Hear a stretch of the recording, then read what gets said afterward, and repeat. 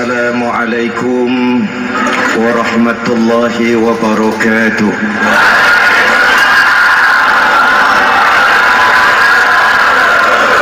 Alhamdulillahillazi ja'ala Ramadana syahra siyami lil mu'minin. Wassalatu wassalamu ala asyrafil mursalin Sayyidina Muhammadin wa ala alihi wa sahbihi ajma'in, amma ba'du.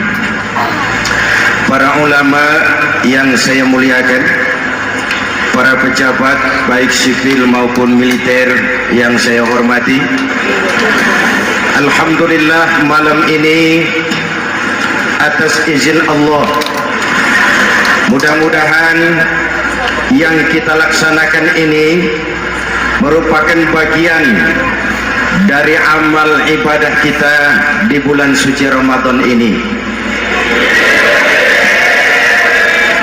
Hadirin, reformasi terbesar adalah reformasi yang dilakukan oleh baginda Nabi besar Muhammad sallallahu alaihi wasallam.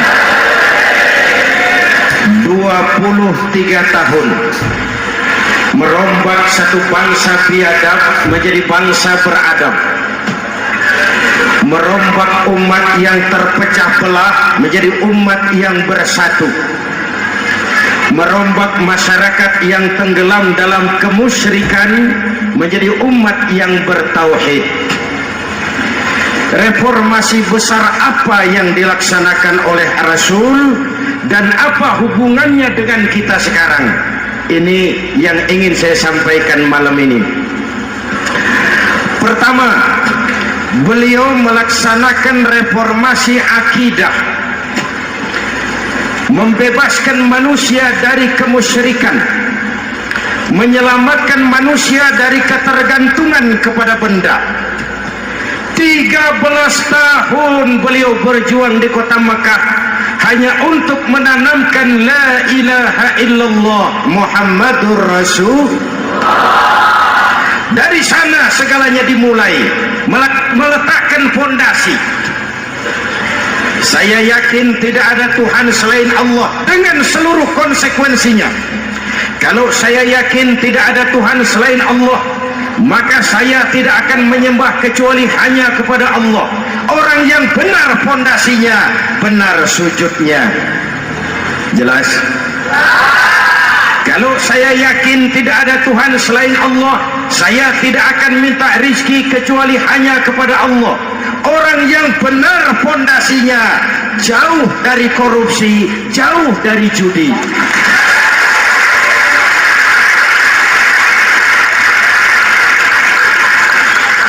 Kalau saya yakin tidak ada Tuhan selain Allah, saya tidak akan menggantungkan hidup kecuali hanya kepada Allah. Saya tidak akan melarikan persoalan kecuali hanya kepada Allah. Saya tidak akan pernah takut kecuali hanya kepada Allah. Saya tidak akan minta tolong kecuali hanya kepada Allah. Inilah generator yang membangkitkan seluruh nilai-nilai amal kita. Kita puasa, kita sujud, kita jihad, itu kan karena nilai iman. Betul? Imannya tidak kelihatan, yang kelihatan gejalanya. Mic ini berbunyi karena ada strom. Percaya apa tidak? Kelihatan stromnya? Kok tahu ada strom dari mana? Dari bunyi. Ada suaranya itu, ada stromnya. Kenapa? Bunyi. Lampu menyala karena ada strom.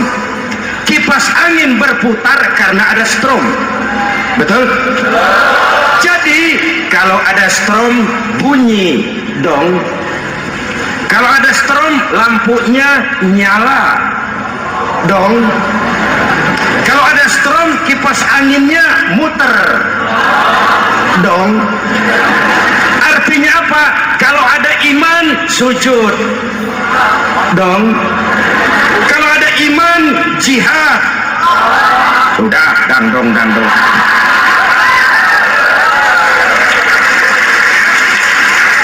Seluruh amaliyah kita hanya refleksi dari nilai-nilai keimanan. Maka dimulai dengan fondasi. Kalau fondasi kuat, apapun yang mau dibangun aman. Kalau fondasi rapuh, apa yang mau dibangun di atas fondasi yang rapuh. Karena itu, dengan tabligh akbar ini, pesan pertama saya, mari jaga nilai-nilai iman kita. Kita masih bergelut dengan zaman susah. Judi kembali merebak, narkoba meracuni remaja dan pemuda-pemudi kita, padahal dua-duanya sumber segala macam kemaksiatan. Judi mendidik orang jadi malas, dan sejarah belum pernah mencatat ada orang jadi kaya karena judi. Yang bangkrut, yang kere, yang melarat banyak.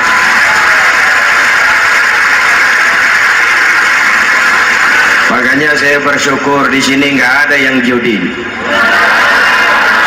Nggak ada, mana saya nggak lihat di sini. Entahlah kalau di luar sini.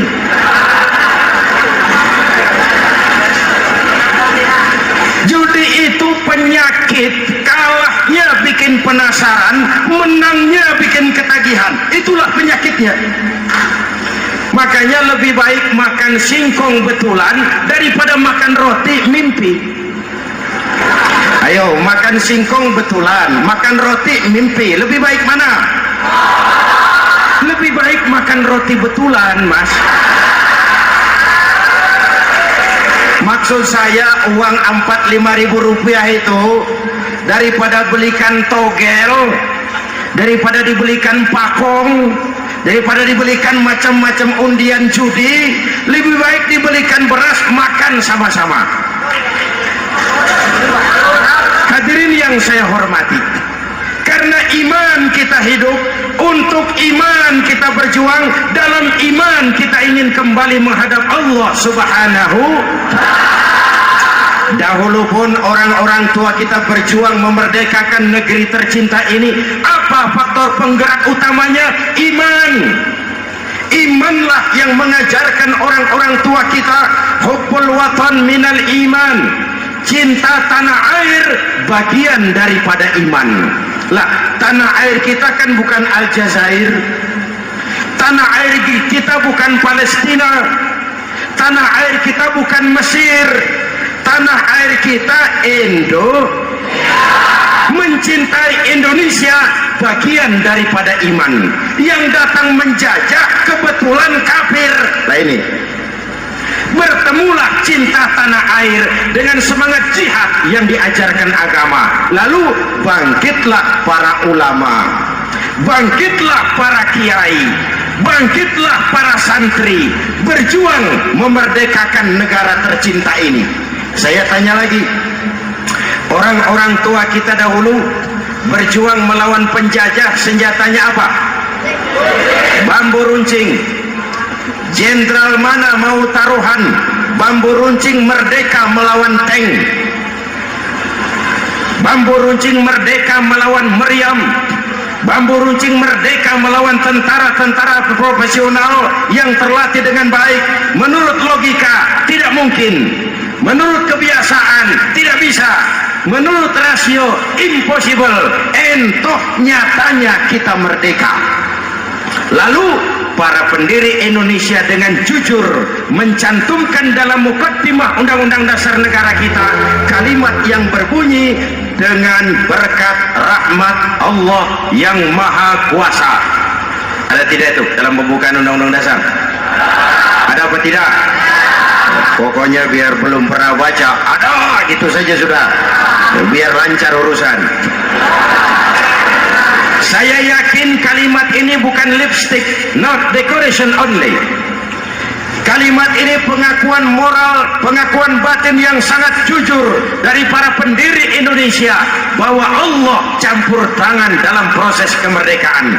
Kalau tidak, nggak ada ceritanya bambu runcing merdeka melawan tank.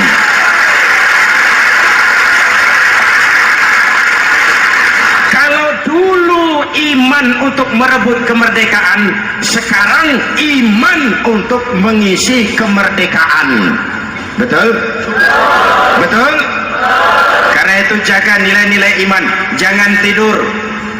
Kita sudah berhasil melaksanakan pemilu. Sidang umum MPR sudah digelar. pemerintahan baru sudah terbentuk, itu kita pilih bersama, kita dukung bersama. Mendukung itu tidak harus selalu iya. Kula nuwun semohon dawuh kumaha juragan wae oke bos. Mendukung tidak harus selalu iya. Mendukung juga memberikan saran, kritik, perbaikan. Kenapa? Di mana-mana di dunia ini kekuasaan cenderung mau menang sendiri. Kekuasaan cenderung untuk korup. Karena itu kalau kita cinta kepada pemerintah, kita harus mengawasi jalannya pemerintahan kita ini.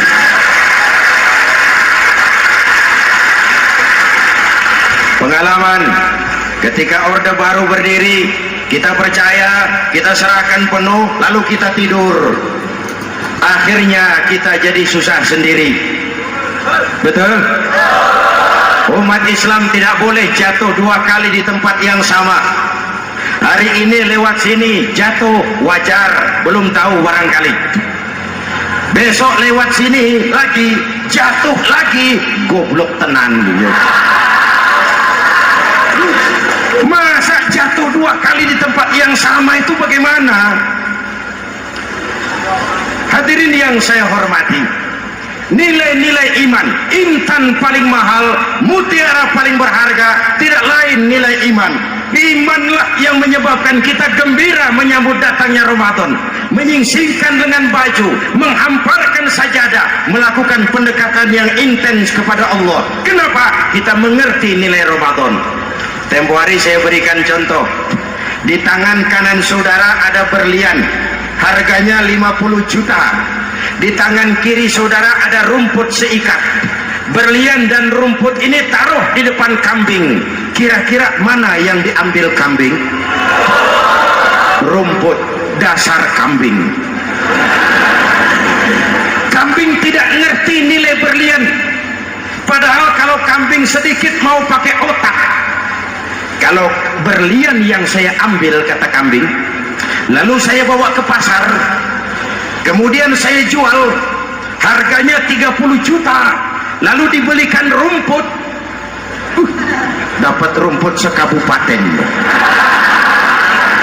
Tapi kambing tidak ngerti nilai berlian, yang kambing tahu cuma rumput.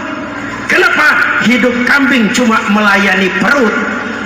Maka kata Imam Ali karramallahu wajhah, orang yang hidupnya hanya untuk melayani perut,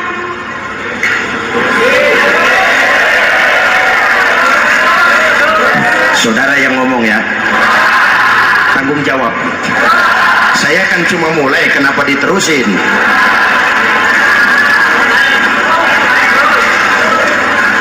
Hadirin yang saya hormati, jaga iman baik-baik, wariskan kepada anak-anak kita. Mereka harapan kita semua. Mereka masa depan Indonesia. Akan bagaimana Republik Indonesia, bahkan akan bagaimana Islam di Republik Indonesia 20, 30, 40 tahun yang akan datang. Anak-anak kita lah jawabannya.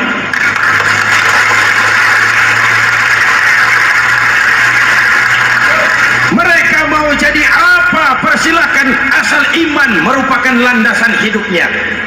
Anak-anak kita boleh jadi jenderal, asal jenderal beriman. Boleh jadi pejabat, pejabat beriman. Jadi pengusaha, pengusaha beriman. Kalau iman landasannya aman. Jadi pengusaha, pengusaha beriman, insya Allah timbangannya tidak curang, ekonomi lancar, masyarakat tenang. Jadi petani, petani beriman, insya Allah tidak menggarap tanah yang bukan miliknya.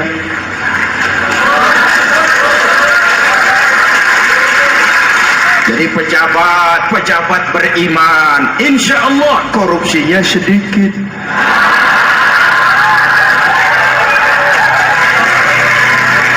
Jadi jenderal, jenderal beriman, insya Allah berjuangnya bersama ulama, bukan nangkepi ulama.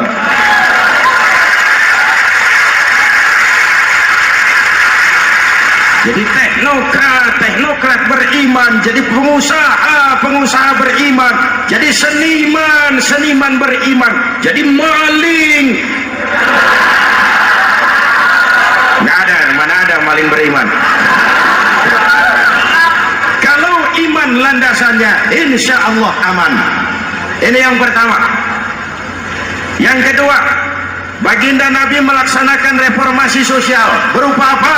Membebaskan manusia dari ras diskriminasi, mengikat manusia dengan tali akidah.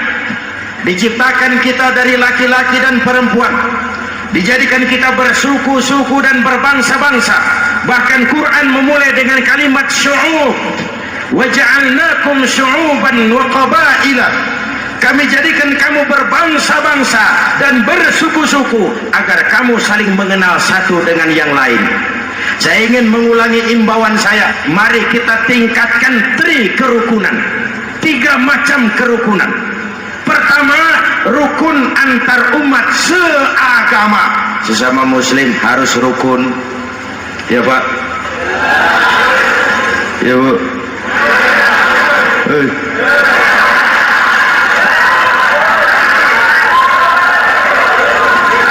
Malam ini saya tidak merasa sebagai tamu di sini. Saya hanya keluarga di tengah-tengah keluarganya.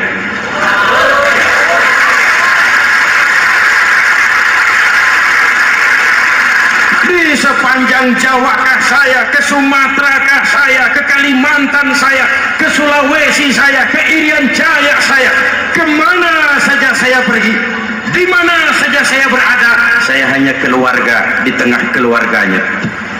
Sebagai muslim kita terikat akidah. Sebagai bangsa kita punya komitmen. Kita ingin bersatu nusa, satu bangsa, satu. Inilah kita.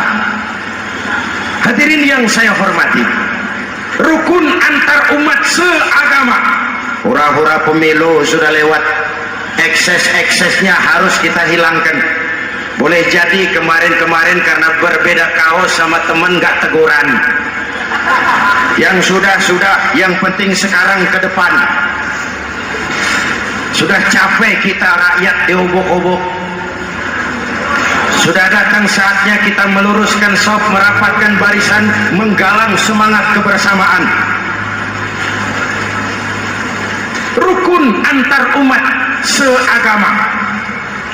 Begitulah malam ini saya hadir di tengah keluarga sendiri. Yang mengikat kita apa? Akidah. Di masjid kita ditemukan, dan inilah simbol kehidupan umat. Tadi kita sholat isya dan tarawih di sini, menghadap ke arah yang sama, menyembah Allah Tuhan yang sama, melakukan gerak yang sama, membaca bacaan yang sama, dengan bahasa yang sama. Betul? Tapi kita datang dari segala penjuru. Kita datang dari sebelah lor, sebelah kidul, sebelah wetan, sebelah kulon.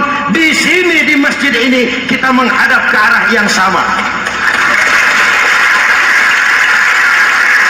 Kita yang hadir di sini boleh jadi ada yang dari Sumatera, Kalimantan, Sulawesi, Irian Jaya, tapi kita adalah Indonesia. Jelas? Jelas?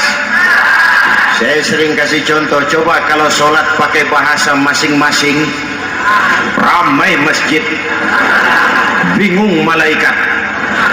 Ini Indonesia ramai karena tiap provinsi sholat pakai bahasa masing-masing. Kalau Riau bicara sendiri, Ambon bicara sendiri, Aceh bicara sendiri, Irian bicara sendiri, ramai masjid. Jelas? Jelas? Yang imam pakai bahasa Indonesia, takbir, Tuhan yang maha besar. Gagah sekali, bingung malaikat. Kembali kita kalau sholat pakai bahasa masing-masing. Betapa ramainya masjid. Itu cermin dari bangsa yang tidak bisa menjaga kesatuan dan persatuan. Uni Soviet almarhum, al-mal'un, itu negara adidaya, negara adikuasa, bersama-sama dengan Amerika menjadi polisi dunia. Tetapi kemudian dihantam oleh glasnost yang kebablasan. Gorbachev terpental, Soviet pecah jadi negara kecil berkeping-keping. Mimpi mengembalikan Soviet seperti dulu. Begitulah kalau kita biarkan benih-benih disintegrasi ini terus berkembang, tidak ada lem perekat, maka kita akan pecah berkeping-keping dan kita akan jadi satu bangsa yang kecil. Oleh karena itu, yang pertama, jaga kerukunan antar umat seagama. Berbeda pendapat boleh, berpecah belah jangan. Berbeda partai oke, tapi berbeda dalam wawasan bernegara jangan. Jujur saja, saya kemarin musim pemilu itu sudah agak pesimis melihat, batin saya menjerit, ya Allah, kenapa umat jadi begini? Kenapa umat harus terkotak-kotak? Terlalu banyak partai-partai Islam waktu itu, 20 lebih. Begitu sidang umum MPR berjalan, saya mulai melihat titik optimisme.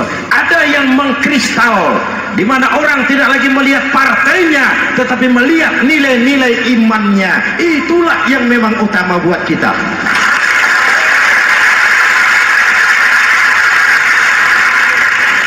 Ini yang pertama, rukun antar umat seagama.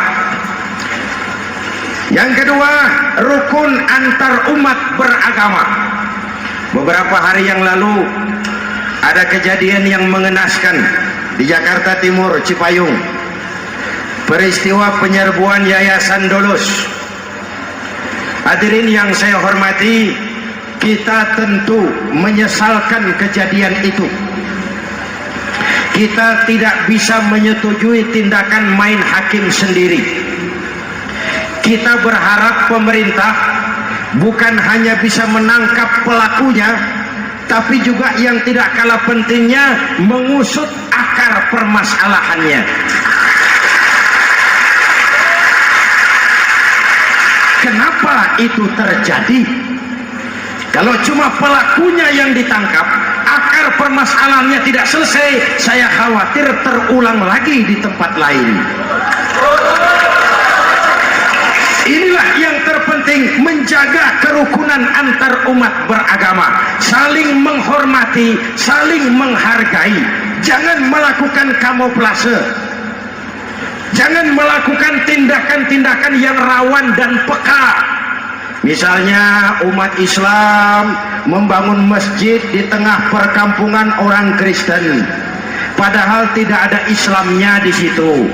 Itu bisa menimbulkan kerawanan. Atau sebaliknya, membangun gereja di tengah perkampungan umat Islam yang tidak ada Kristennya di situ. Atau sebaliknya, mereknya kegiatan sosial, mereknya kegiatan kemanusiaan, tapi isinya penyebaran agama kepada orang yang sudah beragama. Itu pun bisa menimbulkan kerawanan. Jelas? Maka yang besar jangan mau menang sendiri, yang kecil harus tahu diri. Jelas? Mari saling menghormati, mari saling menghargai dalam batas lakum dinukum. Menangkap pelakunya penting, mengusut akar permasalahannya itu pun tidak kurang pentingnya. Hadirin yang saya hormati, Islam agama toleran, baik dari prinsip ajarannya maupun dari sikap umatnya. Islam agama yang rahmatan lil. Kita punya kewajiban untuk membuktikan bahwa Islam bukan merupakan ancaman. Islam adalah alternatif. Islam adalah solusi. Islam bukan ancaman. Yang hadir di sini bukan perusuh, bukan umat biang kerok. Ini umat yang cinta damai.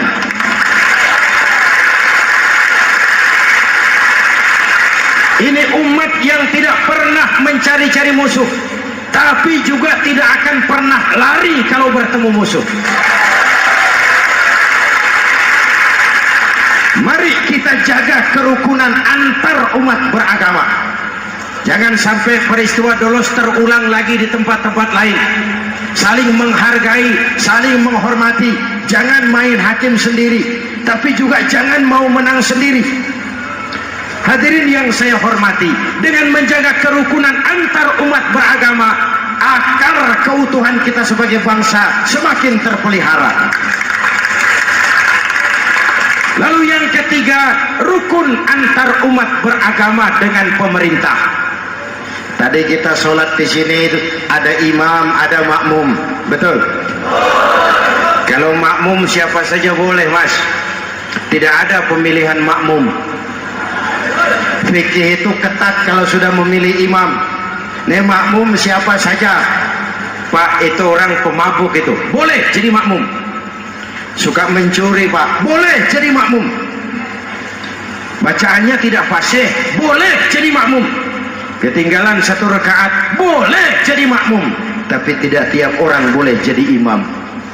Kenapa? Imam mau mimpin orang banyak. Kalau dia bodoh, bagaimana nasib makmumnya?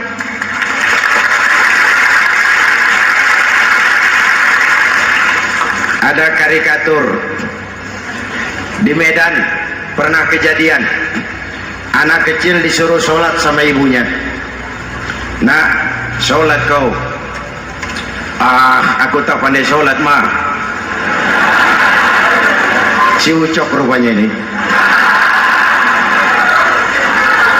Kata ibunya, sudahlah, kau ikuti saja bapakmu tuh. Apa yang bapak mau kerjakan, kau ikuti sajalah. Jadi lama, kalau ikut saja bisa laku. Berangkatlah anak ini kan, sholat di belakang bapaknya, jadi makmum. Sholat di balai bambu, tidak pakai tikar. Bangun sujud, hidung bapaknya terjepit bambu. Karena sakit dan kaget, refleks bapak ini teriak, aduh. Anak di belakang ingat pesan maknya, ikuti saja bapakmu. Si anak ini malah pakai irama, aduh.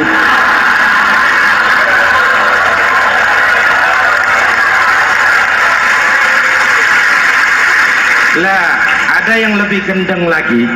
Mendengar anaknya mengadu, bapaknya menoleh ke belakang. Kata bapaknya, kau kejepit juga, Cok, katanya. Sholat jadi ngobrol. Kalau makmum dan imam sama bodohnya, rusak sholat ini.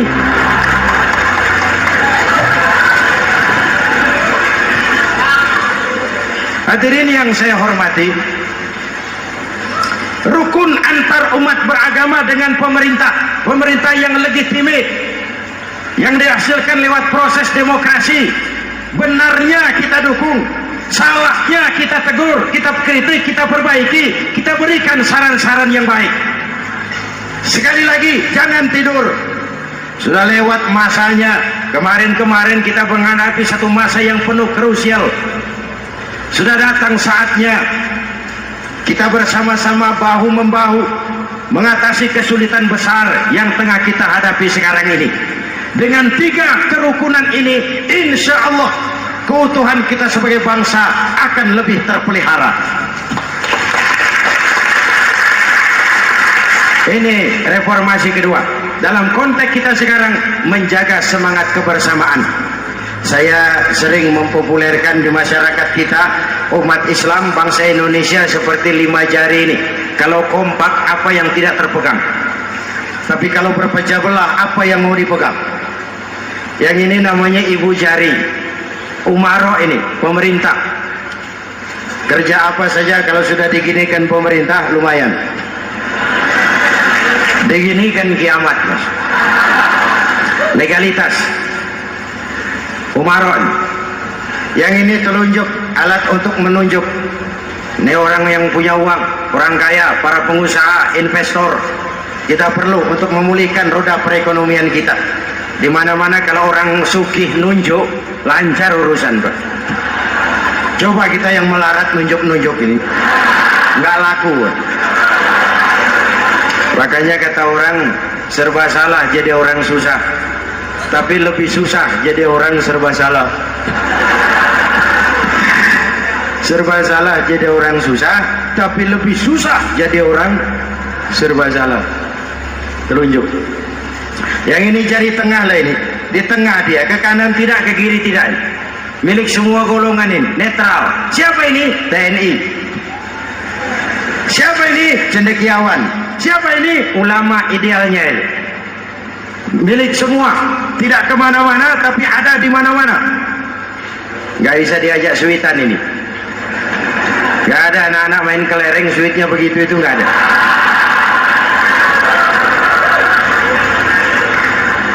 Ini jari manis remaja, pemuda, masa muda, masa yang paling manis.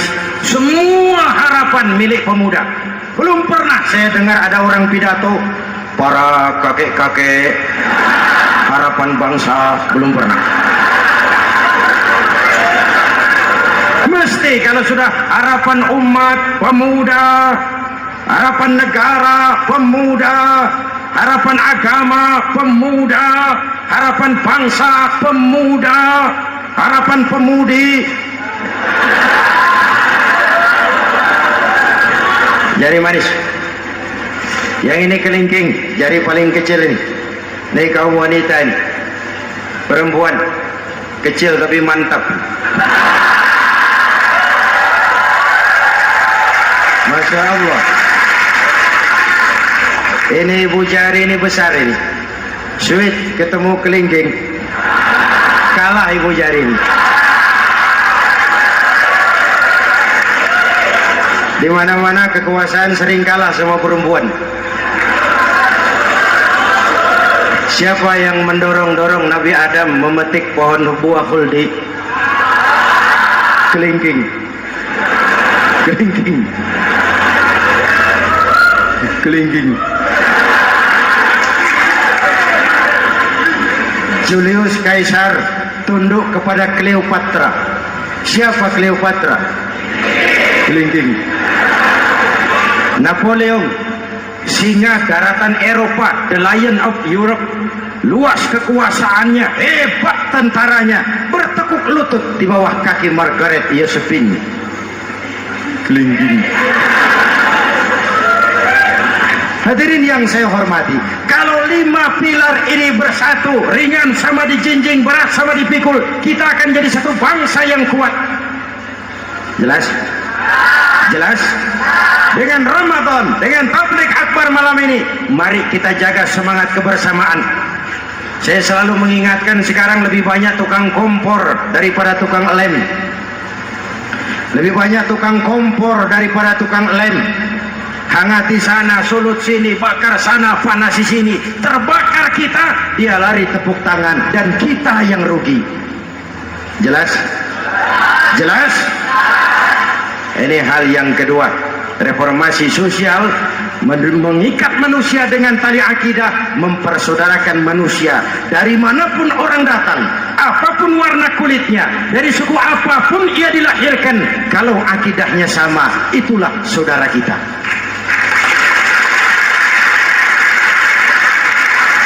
Kembangkan terus kerukunan antar umat seagama, antar umat beragama, dan antar umat beragama dengan pemerintah. Muslim bagaikan satu tubuh. Jikalau yang satu sakit, yang lain ikut merasakan sakit. Muslim bagaikan sebuah bangunan. Yang satu sama lain harus saling memperkuat. Ada yang jadi tiang, tentu. Ada yang jadi pintu, memang. Ada yang jadi genteng, iya. Tapi satu sama lain harus saling memperkuat.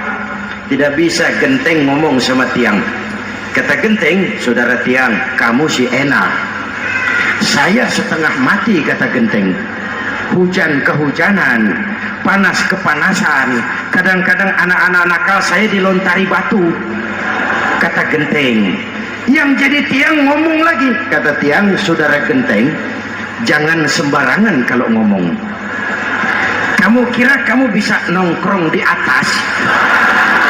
Itu gara-gara siapa, genteng? Aku yang topang dari bawah, kata tiang. Kamu jadi anggota DPR, jadi anggota MPR, jadi pejabat, kami rakyat yang angkat.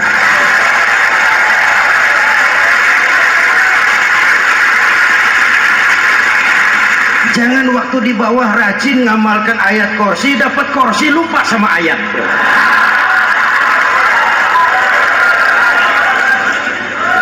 Mari ringan sama kita jinjing, berat sama kita pikul, duduk ya kita sama rendah, berdiri kita sama tegak. Tidak ada warga negara kelas 1 di Republik ini. Ini reformasi kedua. Yang ketiga, reformasi menegakkan keadilan, menyelamatkan manusia dari kezaliman. Sebelum Islam datang, sebelum Rasul datang, manusia dibedakan oleh hartanya, manusia dibedakan oleh warna kulitnya, manusia dibedakan oleh keturunannya. Beliau dengan tegas mengajarkan, innallaha la yanzuru ila suwarikum wala ila amwalikum walakin yanzuru ila qulubikum wa a'malikum. Allah tidak melihat potonganmu, Allah tidak melihat hartamu. Yang Allah lihat itu hatimu dan amal perbuatan.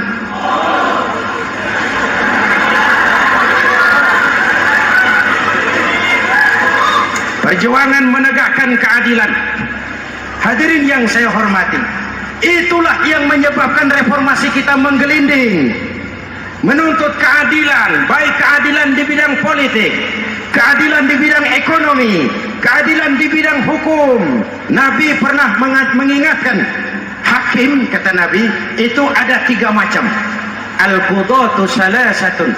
Hakim ada 3 macam. 1 di surga, 2 di neraka. Hadirin yang saya hormati, siapa yang hakim ke surga itu?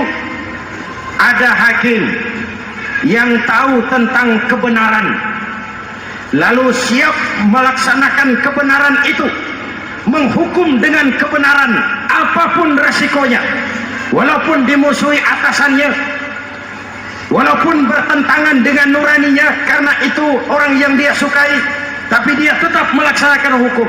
Hakim yang mengerti tentang kebenaran sesuatu lalu melaksanakan hukum dengan kebenaran itu yang akan sampai ke surga.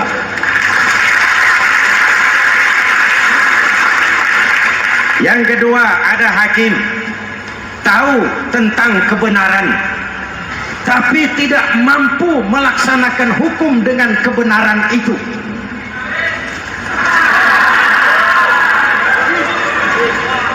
Tahu sesuatu itu benar tetapi tidak punya nurani untuk membela kebenaran, mengetahui kebenaran tapi tidak berdaya untuk memperjuangkan kebenaran. Akhirnya hukum dikebiri, yang salah jadi benar, yang benar jadi salah. Itulah realita yang kita rasakan selama ini. Yang baca Quran dengan suara merdu dapat piala, yang mengamalkan Quran dengan konsekuen dapat penjara, yang berteriak-teriak menegakkan keadilan dianggap aneh, yang korupsi habis-habisan hidup terhormat pun.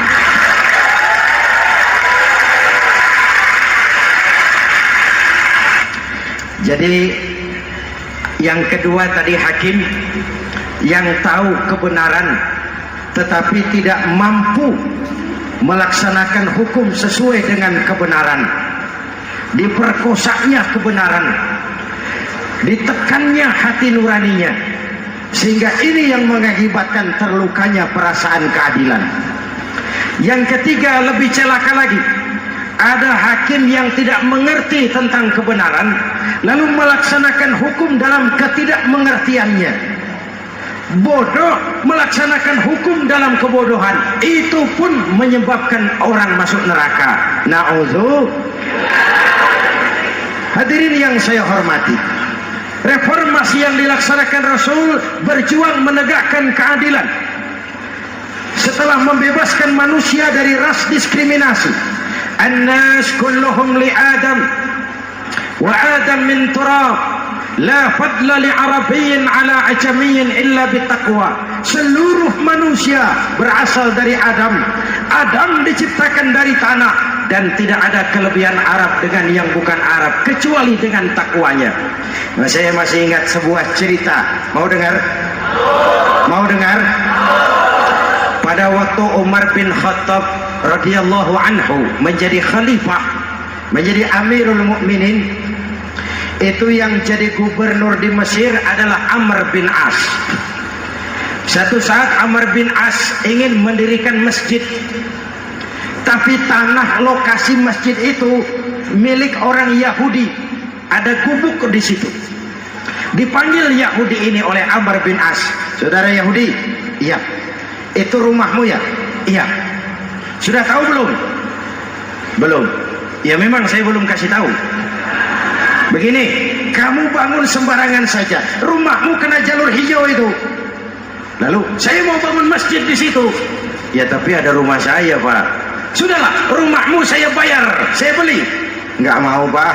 Rumah saya cuma itu-itunya. Saya bayar 2 kali lipat. Nggak mau, Pak. Nggak mau. Sudahlah, saya ganti rugi. Ya nggak mau, Pak. Namanya juga ganti rugi, Pak. Biar digantikan tetap rugi. Mangkel Amr bin As ini wong cilik kok bertingkah amat. Si amat aja nggak bertingkah. Panggil kamtib. Hei, gusur. Ditarik rumah Yahudi ini, ambrol, menitiskan air mata si Yahudi di sudut kehidupan. Begini wong cilik ini sudah jatuh tertimpa tangga. Rumah cuma sak gubuk-gubuknya diderek oleh petugas. Pikir-pikir Amr bin As kan cuma gubernur, di atasnya kan masih ada khalifah Umar bin Khattab. Saya mau lapor ke pusat. Berangkat Yahudi ini dari Mesir menuju Madinah, berhari-hari berjalan, sambil jalan sambil berpikir, ini nanti kalau saya laporan kepada khalifah, apa pengaduan saya diterima? Wong saya rakyat kecil, lagian Yahudi, sementara yang menggusur saya ini gubernurnya sendiri. Terus dia berjalan sampai di kota Madinah. Lewat tengah hari dia mulai cari-cari. Ada orang, ketemu orang sedang tidur di bawah pohon kurma. Selamat siang, Pak. Siang. Saya mau numpang tanya, Pak. Tanya apa? Bapak tahu Khalifah Umar bin Khattab? Tahu. Istananya di mana, Pak? Istananya di atas lumpur. Di atas lumpur? Iya. Pakaian kebesarannya apa, Pak? Sutra? Bukan. Pakaian kebesarannya malu dan takwa. Pengawalnya banyak, Pak. Banyak? Berapa peleton? Pengawalnya yatim, orang jompo, kelompok mustad'afin, orang-orang lemah, janda-janda tua.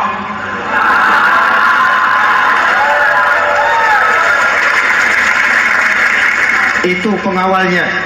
Pakaian kebesarannya malu dan takwa. Pengawalnya orang-orang lemah, tidak berdaya. Kok begitu, Pak? Begitulah Umar bin Khattab. Orangnya sekarang di mana, Pak? Di depan kamu. Jadi Bapak, iya. Bapak, iya. Saya Umar. Ada apa, Mas? Oh, yang datang dari Semarang waktu itu. Gini loh, Pak, saya mau menuntut keadilan. Keadilan kenapa? Gubernur Bapak Amr bin As itu, Pak, zolim. Kenapa dia? Gubuk saya main tarik saja, runtuh. Saya nggak punya rumah lagi, wong saya ini golongan makmur, cuma rumah sama sumur.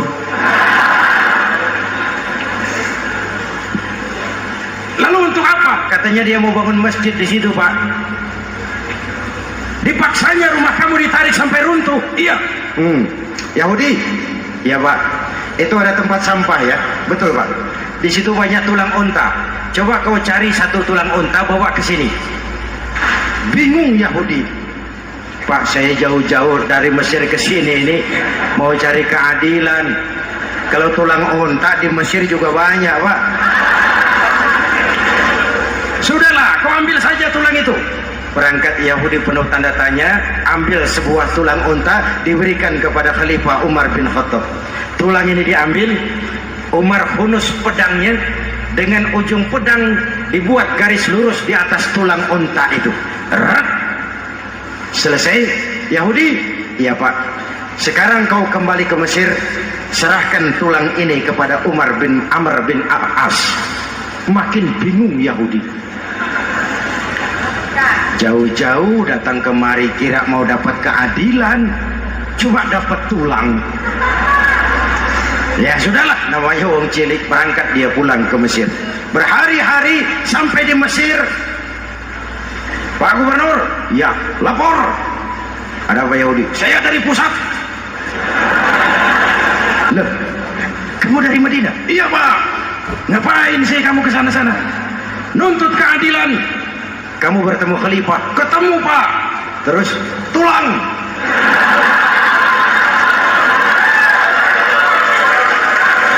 Ini loh Pak, salam dari beliau, tulang.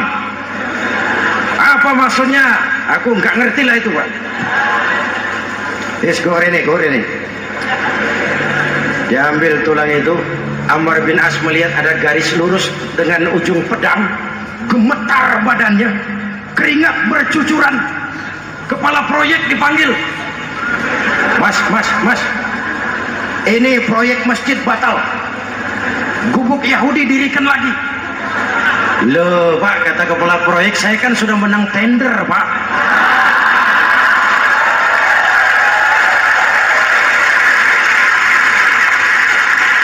Wes, gak ada urusan, sampean mau menang mau kalah tender, proyek batal. Itu gubuknya Yahudi dirikan lagi. Yahudi makin bingung. Ada gubernur dapat tulang gemetar. Pak Gob, ya, sebenarnya apa yang terjadi? Apa-apa. Kamu sedikit-sedikit main pusat.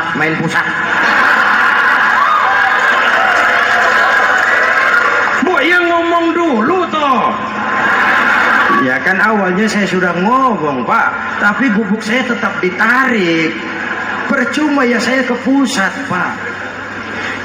Saya dapat teguran keras dari Khalifah. Tahu kau apa artinya ini?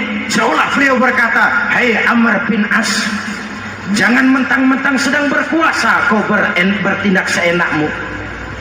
Berlaku lurus dan adillah kamu seperti lurusnya garis di atas tulang ini."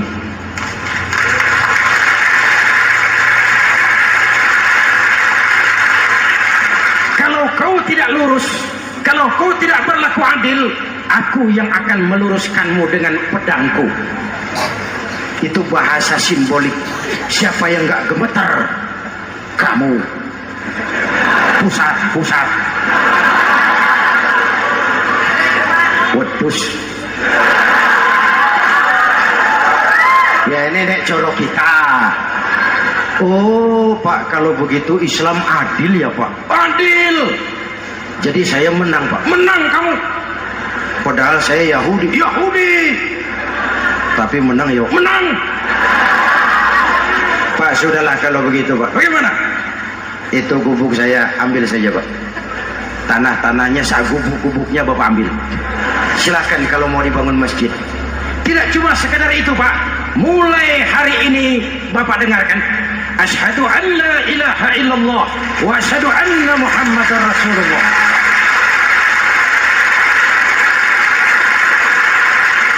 Yahudi bisa menang perkara menghadapi gubernur. Kalau ini terjadi di Indonesia,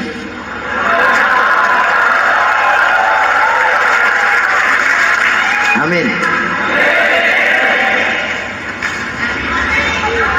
Oke, lalu siapa pemimpin adil itu? Setiap kita kan pemimpin. Presiden, pemimpin di negaranya. Gubernur, pemimpin di provinsinya. Bupati, pemimpin di kabupatennya. Pak Camat, pemimpin kecamatannya. Pak Lurah, pemimpin di kelurahannya. Suami, pemimpin di rumah tangganya. Anak muda, pemimpin bagi dirinya. Dan setiap kita akan dimintakan tanggung jawab. Anak muda pemimpin buat dirinya, nanti diminta tanggung jawab.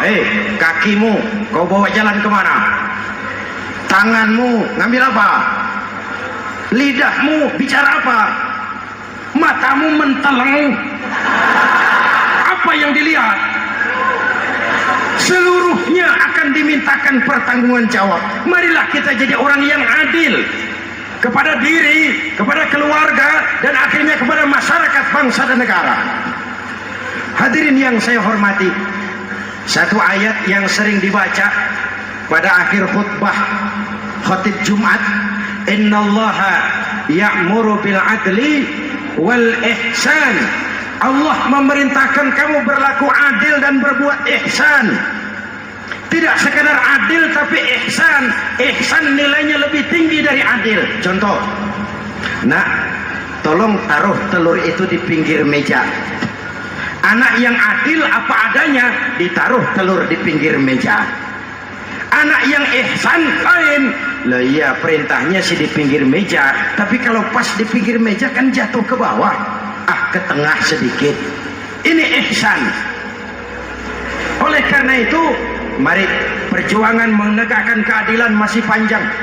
Jalannya tidak lurus bertabur bunga, menanjak, menurun, banyak onak dan duri.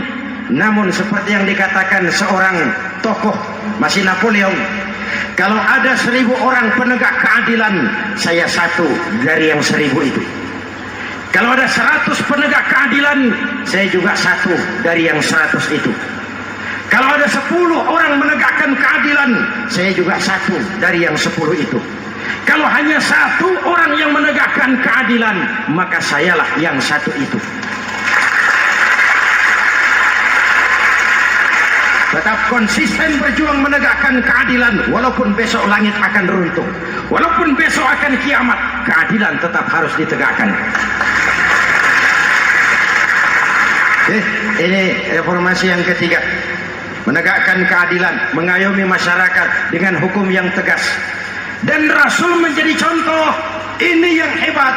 Misalnya beliau berkata, wallazi nafsi biyadihi law anna Fatimah binti Muhammadin sarqat laqata'a Muhammadun yadaha. Demi Allah, andai kata Fatimah putri Muhammad mencuri, jangan orang lain, Muhammad sendiri yang akan memotong tangannya. Hukum berwibawa, masyarakat terlindungi. Kenapa? Nabi jadi contoh. Jelas? Beliau mengajarkan orang beramal. Kepada putrinya beliau mengatakan apa? I'mali ya Fatimah, i'mali fa inni la ughni anki minallahi syai'a. Fatimah, beramal kau. Fatimah, beramal kau. Fatimah, sholat kau. Fatimah, puasa kau. Fatimah, zakat kau. Fatimah, haji kau. Kalau kau tidak beramal Fatimah, aku ayahmu Rasulullah tidak akan sanggup membelamu di akhirat nanti. Ini keadilan. Tidak mentang-mentang putri kesayangan Nabi lalu sudah Fatimah kamu nggak sholat nggak apa-apa, nanti di akhirat ada papi. Jauh dari semangat nepotisme. Putri beliau sendiri ditekankan, i'mali ya Fatimah fa inni la ughni anki minallahi syai'a. Beramal kau Fatimah, kalau kau tidak beramal, aku ayahmu tidak akan sanggup membela kamu di akhirat nanti. Inilah inti dari nilai keadilan. Jauh dari nepotisme, apalagi kolusi. Hadirin yang saya hormati, lalu saya masuk kepada yang keempat. Reformasi keempat yang dilaksanakan oleh baginda Rasul, menyelamatkan manusia dari gaya hidup sekuler, menyelamatkan manusia dari gaya hidup materialis, mengajarkan keseimbangan. Ada hidup sesudah mati, ada akhirat sesudah dunia. Betul? Betul?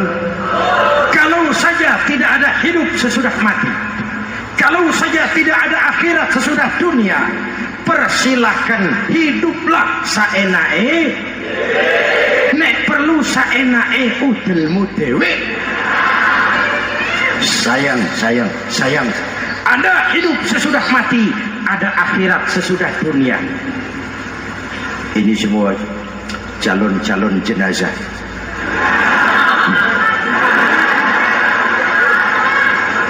Calon lurah belum tentu jadi lurah. Calon gubernur, yang antri panjang. Calon menteri, mimpi. Calon jenazah, pasti. Betul? Karena ada hidup sesudah mati, ada akhirat sesudah dunia. Ini jadi rem. Saya kepengen kaya, tapi kalau menipu orang bagaimana dikubur? Saya kepengen naik pangkat, tapi kalau memfitnah orang bagaimana di akhirat? Melahirkan disiplin. Tujuan keyakinan akhirat mewarnai cara kita hidup di dunia. Hadirin, mari kita berdoa. Semoga semua yang hadir di sini dikuatkan iman dan Islam, dikokohkan kesatuan dan persatuan, dimurahkan rezeki untuk meningkatkan ibadah. Al-Fatihah. Bismillahirrahmanirrahim. Alhamdulillahirabbil alamin. Ar-Rahmanir Rahim. Maliki yaumiddin. Iyyaka na'budu wa iyyaka nasta'in. Ihdinas siratal mustaqim. Siratal ladzina an'amta 'alaihim ghairil maghdubi 'alaihim waladdallin. Amin. Nanti di akhir doa sama-sama kita kumandangkan kalimat tauhid. Bismillahirrahmanirrahim. Amin. Alhamdulillahirabbil alamin. Allahumma salli wa sallim mubarak ala sayyidina Muhammadin wa ala alihi wa sahbihi ajma'in. Allahumma rabbana taqabbal minna salatana wa siyamana wa qiyamana wa takhashu'ana wa ta'abbudana wa tammim taksirana ya arhamar rahimin. Allahumma ja'alna minas su'ada'il maqbulin wa la taj'alna minal ashqiya'il mardudin. Ya Allah, dengan sepenuh perasaan dan pengharapan, dengan segala kerendahan dan kelemahan, kami bermohon kehadirat-Mu. Tautkan hati kami bangsa Indonesia, satukan langkah kami untuk menata hari esok yang lebih baik. Karuniakan kami pemimpin-pemimpin yang takut kepadamu dan sayang kepada kami. Berikan mereka kekuatan zahir dan batin untuk membawa kami rakyat dan bangsa Indonesia keluar dari kesulitan besar ini menuju masyarakat yang adil dalam kemakmuran dan makmur dalam keadilan di bawah naungan ridha-Mu. Ya Allah, selamatkan kami dari perpecahan, selamatkan kami dari pertikaian, selamatkan kami dari bahaya kemunkaran dan kezaliman. Rabbana hab lana min azwajina wa dhurriyyatina qurrata a'yun waj'alna lil muttaqina imama. Afdalu ma qultuhu ana wan nabiyyuna min qabli. La ilaha illallah.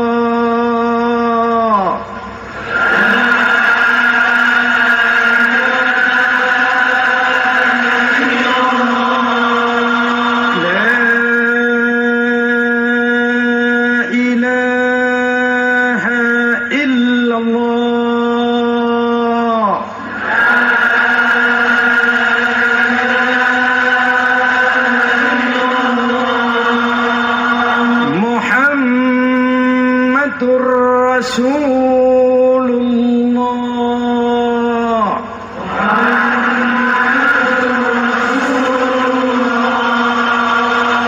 Amin. Sallallahu alaihi wa alihi wa sallam. Kalimatu haqqin 'alaiha nahya wa 'alaiha namut wa 'alaiha nub'atsu insyaallah minal aminin. Rabbana atina fid dunya hasanah wa fil akhirati hasanah wa qina 'adzaban nar. Wa akhiru da'wana 'anil hamdulillahi rabbil alamin.